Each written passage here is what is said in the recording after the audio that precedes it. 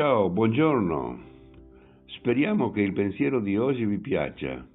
Non dimenticate di lasciarci i vostri commenti.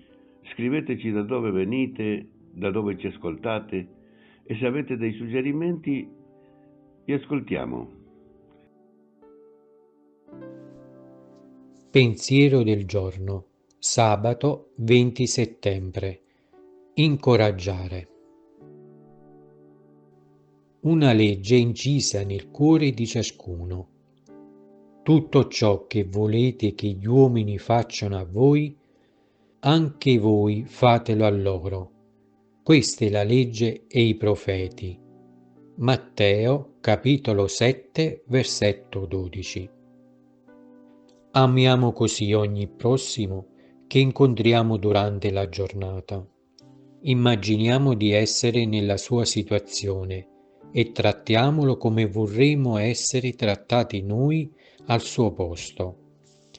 La voce di Dio che abita in noi ci suggerirà l'espressione d'amore adeguato a ogni circostanza.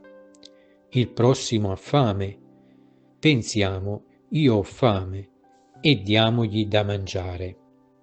Subisce un'ingiustizia, sono io a subirla, e nell'oscurità, nel buio, ci sono io. Diciamogli parole di incoraggiamento, condividiamo i suoi dolori e non lasciamolo in pace finché non si sentirà illuminato e sollevato. Noi vorremmo essere trattati così con tutti, senza discriminazioni di alcun tipo. Sabato 20 settembre. Incoraggiare. Chiara Lubick, L'arte di amare, Città Nuova Editrice.